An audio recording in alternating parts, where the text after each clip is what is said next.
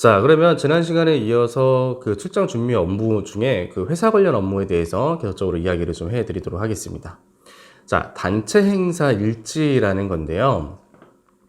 인솔자는 출장을 다니면서 단체 행사 일지를 작성을 해야 됩니다. 그날에 무슨 일이 있었는지에 대해서 작성을 해야 되는데, 이 단체 일지를 작성하는 이유는 뭐냐면, 여행 상품의 문제점 및 장점을 파악을 하고 분석하는데 아주 귀중한 자료로 사용을 합니다. 그래서 상품의 내용을 보완하거나 신상품 개발의 자료로도 활용이 되고, 그리고 이제 후배 국외 여행 인솔자들에게 귀중한 학습 자료도 사용을 합니다. 그래서 왼쪽 사진을 보면은 이제 파일철이고요. 이건 제가 이제 그 예전에 여행사에 있을 때 작성한 서류입니다. 그래서 그 싱가포르 출장 갔다라는 걸 이야기를 많이 했었잖아요. 그래서 싱가포르 빈탄 출장 갔던 거. 그래서 대회비라고 적혀 있는 건 뭐냐면 이 그 단체 행사 일지에는 제가 지난 시간에도 이야기했지만 고객 정보가 굉장히 많이 들어 있습니다. 그래서 고객 정보가 뭐가 있죠?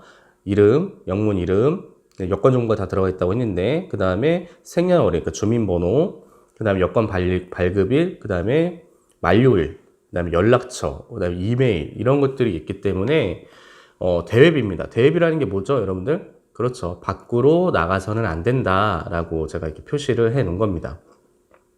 자, 그러면 오른쪽에 있는 싱가포르 출장 보고서는 뭐냐면요. 이거는 그 인솔자 출장 그 행사 일지는 아니고요. 이제 인스펙션이라고 해가지고 그냥 그 여행상품 기획자가 현지 지역을 가서 이제 호텔 인스펙션 한 것을 이제 보고서로 작성을 한 거예요. 그래서 쭉 보면은 이제 일정 적고, 그 다음에 호텔마다 뭐뭐가 있다. 그래서 객실은 몇 개고, 특징은 뭐고, 부대시설은 뭐고, 조식은 뭐다. 뭐 이런 것들을 작성한 건데, 이 단체 행사 일지를 안에 있는 내용은요, 간단해요. 그날 그 1일차부터 5일차까지 있었다라고 하면, 그날 이슈에 대해서 쓰는 겁니다. 그래서 1일차 때는 몇 시에 공항에서 미팅을 했고, 손님 미팅을 했고, 몇 명 미팅을 했고, 그 다음에 그 티켓팅, 그러니까 보딩, 그 탑승을 하는데 문제가 있었는지 없었는지, 그리고 현지에 도착했는데 가이드의 그 처음 만났을 때 태도, 그 다음에 뭐 첫날 식사는 어떻게 나왔다, 그 다음에 호텔은 어떻다, 손님들의 반응은 어떻다, 뭐 2일차도 마찬가지죠. 첫날 몇 시에 로비에서 만났고 몇 시에 투어를 시작을 했고, 관광지를 돌아다녔는데 그 관광지의 뭐 이슈, 뭐 관광지 상태, 그 다음 손님들을 뭐 잃어버렸나 안 잃어버렸나 뭐 이런 것들, 그런 것들을 또 뭐 적는 거예요. 그래서 보통은 이제 하루하루 매일매일 적는데, 인솔자가 이제 일정이 끝나고 호텔방에 쉴 때, 그때 인솔자는 그냥 뭐 잠만 자는 게 아니고요. 이렇게 단체 행사 일지를 적습니다. 그래서 이거를 이제 어떻게 활용을 하냐라고 했을 때, 아까도 제가 이야기했지만 여행 상품의 문제점과 장점을 파악하고 분석하는 데 자료를 이제 사용한다고 했잖아요. 맞습니다. 그래서 상품 기획 담당자가 여행 상품 일정을 만들어서 손님한테 판매를 했고, 그리고 인솔자는 그 판매된 상품을 가지고 손님을 모시고 해외여행을 이제 갔다 오는 거잖아요. 그랬을 때 이제 그 상품 기획 담당자는 처음 한번 갔다 오고 나서 그걸 이제 토대로 상품을 이제 세팅을 하는 거예요. 세팅을 하는데, 현지가 매일매일 바뀌죠. 솔직히 뭐라 그럴까요? 음식도 내가 그 여행사건 담당자가 갔을 때의 음식은 김치찌개가 나왔는데, 김치찌개가 아주 맛있었는데, 나중에 뭐 일주일 또는 한 달, 두 달 그 인솔자가 가서 먹어봤더니 맛이 변했고, 그 다음에 식당이 여행상품 기획자가 갔을 때는 굉장히 깔끔했었는데, 인솔자가 갔을 때는 식당이 굉장히 지저분하고, 뭐 서비스도 불친절하고, 이러한 경우가 있겠죠. 근데 그런 것들을 인솔자가 그날 단체 행사 일지에 적으면, 여행상품 기획자는 그거를 보고 파악을 하는 거죠. 아, 뭐가 좋고 뭐가 나쁘고, 그다음에 그리고 여행상품 기획자에서는 A라는 관광지가 좋아서 이렇게 일정이 넣었는데, 막상 손님들을 모시고 인솔자가 가보니 A라는 관광지를 가고 B라는 관광지하고 C라는 관광지가 동선이 너무 안 맞는 거예요. 그리고 뭐 시간도 되게 너무 지체되고, 그랬을 때 문제점들을 적으면 여행 상품을 보완을 하는, 그러니까 단점을 보완하고 장점을 부각시키는 자료로도 굉장히 많이 활용이 됩니다. 실질적으로 그렇고요. 왜냐면은 현장의 이야기를 들어야 되니까요. 여행 상품 기획자는. 왜냐면 매일 그 여행 상품 그 장소에 상주에 있을 수는 없지 않습니까? 그래서 그런 용도로 사용을 하고, 그 다음에 또 추가적으로 이제 장점들을 모아서 신규 상품을 또 개발을 할 수 있겠죠. 뭐 고객의 요청사항, 뭐 단체 행사일지에 고객이 뭐 A라는 관광지를 갔는데 A라는 관광지보다는 B라는 관광지를 보니까 더 좋아 보이는데 이거를 방문했으면 좋겠다라는 의견들이 많이 나오면 또 신규 관광지를 개발을 해서 그 또 여행 상품을 또 만드는 그러한 자료로도 쓰입니다. 그리고 좀 전에 또 이야기했지만 후배 국외여행 인솔자들에게 귀중한 학습 자료로도 이제 사용을 한다라고 하는데요. 선배 인솔자가 예를 들어서 뭐 캄보디아를 갔다 왔어요. 근데 후배 인솔자가 캄보디아를 안 가봤어. 그러면 그 정보에 대해서 모르잖아요. 아무리 인터넷으로 검색을 한다 하더라도 손님을 모시고 가는 것과 그 인터넷에서 블로그나 뭐 유튜브로 검색을 하면 다 자유여행으로 갔다 오신 거잖아요. 개별 여행으로 갔다 온 브이로그라든지 이런 것들만 있는데, 자유여행으로 갔을 때와 인솔자를 모시고 갔을 때의 그 경험치는 분명히 다릅니다. 왜냐면 자유여행으로 캄보디아를 갔을 때는 나 하나만 신경 쓰면 되거든요. 그래서 나 하나만 신경 쓰면 되고 나 하나만 책임지면 되는 거니까 괜찮습니다. 여행도 좀 편하고요. 자유여행이니까. 근데 인솔자로 가게 되면은 나 혼자 여행 가는 게 아니고 뭐죠? 내 손님들을 모시고 가는 거잖아요. 그러면 손님들의 케어를 해야 돼요. 그래서 보면은 이제 캄보디아 같은 경우에는 이제 도착 비자를 발급을 받는데, 이 캄보디아 지금은 모르겠지만 예전 같은 경우에는 이제 팁을 원했어요. 도착 비자를 이제 빨리 발급 받으려면 막 1부씩 2부씩 몰래 이제 팁을 이렇게 줘야지만 이제 빨리빨리 통과되고 막 그런 게 있었거든요. 캄보디아 자체가 워낙에 공무원들이 부조리가 심해가지고. 그러면 이제 선배 인솔자들 그런 것들 다 적습니다. 행사일지에. 그러면 후배 인솔자 같은 경우는 그거를 보면서, 내가 출장을 갔을 때 캄보디아 공항 시엠립 공항에 도착했을 때 선배의 행사일지를 보니까 뭐 팁을 좀 미리 몰래 주면은 우리 손님들 빨리 빠져나갈 수 있다. 그럼 이런 것들을 정보로 좀 활용을 할 수 있겠죠. 그 다음에 뭐 또 그런 게 있죠. 톤레사 보수라고 아시죠? 여러분들 세계 관광과 문화 수업 다 들었으니까.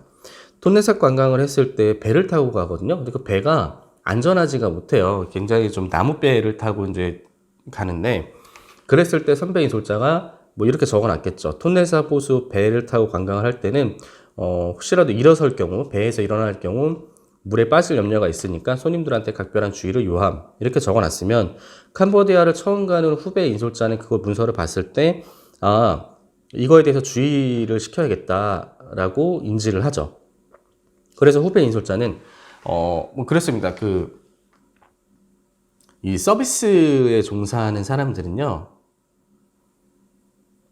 절대 손님들한테 모른다라는 말을 하면 안 됩니다. 이게 무슨 말이냐? 뭐 모르면 모른다고 이야기해야 되지. 그럼 뭐 어떻게 거짓말을 해야 됩니까? 아는 척 해야 됩니다. 그러다가 손님한테 들통나면 어떻게 합니까? 라고 이야기를 하실 텐데요. 거짓말을 하라는 게 아닙니다. 손님이 뭔가 질문을 했을 때 모른다고 이야기하는 게 아니고요. 확인해서 알려드리겠다라고 이야기를 해야 됩니다. 자, 그리고 그런 게 있어요.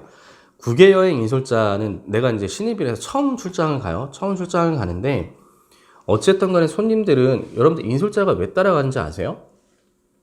인솔자가 왜 뭐 역할에 대해서 좀 이야기를 했잖아요. 일단은 안내 역할도 있고 행사를 책임져야 돼요. 그리고 안전에 대한 것들에 대해서 신경을 좀 써야 되고요. 그 다음에 행사의 관리 감독 차원으로 가는 건데, 어쨌든 간에 여행객들은 캄보디아로 예를 듭시다. 여행객들은 캄보디아를 처음 가는 거잖아요. 그래서 인솔자가 따라가는 거지 않습니까? 고객들의 편안한 여행을 위해서. 근데 인솔자가 처음이에요. 몰라요. 겁나죠. 신입사원들 같은 경우에는 겁나죠. 근데 모르는 척을 하면 안 된다라는 겁니다. 그래서 이런 정보에 대한 습득을, 공부를 굉장히 많이 해야 돼요. 그래서 거기에서 가장 큰 도움이 되는 게 선배 인솔자들의 단체 행사 일지를 보고 보고 이제 경험을 미리 이제 그 시뮬레이션을 미리 한번 돌려보는 거죠. 내가 이제 캄보디아에 도착해서 어떻게 1일차, 2일차 어떻게 해야 된다라고 했을 때. 자, 그랬을 때 뭐 예를 들어 톤내석 관광을 합니다. 선배 인솔자가 아까도 이야기했다시피 배를 탈 때 배가 좁고 위험하니 일어설 경우에 물에 빠질 염려가 있으니 손님들한테 주의를 해야 됩니다. 주의를 줘야 된다라고 이야기를 했을 때, 그러면 인솔자는 신입 인솔자가 딱 톤내석 뭐 2일차 때 톤내석 관광을 합니다. 그러면 미리 이야기를 하는 거죠. 그 손님들한테. 고객님, 지금 이제 톤내삽 호수를 관광을 할 텐데요. 이 톤내삽 호수를 관광을 할 때는 우리가 배를 탑니다. 근데 배가 막 엄청 큰 배가 아니고 나무배를 타요. 근데 이동 중에 만약에 여러분들이 일어날 경우에 파도 때문에 물살 때문에 출렁거리면은 이제 빠질 경우가 있으니까 절대 이동 중에는 일어나시면 안 됩니다. 라고 미리 손님들한테 이야기를 하면 손님들이 봤을 때 그러니까 손님들이 인솔자를 봤을 때 어떠한 기분이 들까요? 아, 내가 서비스를 받고 있는구나, 보호받고 있는구나 라는 것들을 느끼겠죠. 그리고 내가 신입 인솔자임에도 불구하고 손님들이 봤을 때는 아, 저 사람은 굉장히 프로다, 굉장히 일을 잘하네 라고 좀 생각이 들 수 있겠죠. 그래서 좀 표현이 맞는지는 모르겠지만 몰라도 아는 척을 해야 돼요. 그러니까 거짓말을 하라는 게 아닙니다. 몰라도 아는 척. 그래서 내가 물어봅니다. 몰라요? 질문했을 때 그냥 아, 고객님, 제가 확인해서 말씀드리겠습니다 라고 이야기를 하면 됩니다. 그래서 예전에 또 그런 경우가 있었어요. 뭐였냐면 버스를 타고 가는데 막 이제 그 시골길을 갑니다. 시골길을 가다 보면은 이제 나무도 있고 꽃도 있고 그러면은 제가 이제 딱 가면 이제 뒤에 손님이 물어봐요. 버스에서. 인솔자님, 예, 저기 있는 나무가 무슨 나무예요? 오,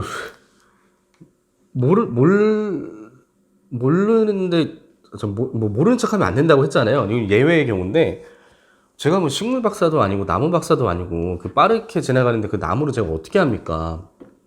그래서 어떻게 이야기했냐면, 그때 솔직하게 이야기했습니다. 전문가가 아니니까. 글쎄요, 이 동남아 나무는 제가 잘 모르는데 한번 가이드한테 한번 물어보겠습니다라고 이야기했는데 가이드도 뭐 안 와요. 그 나무에 대해서.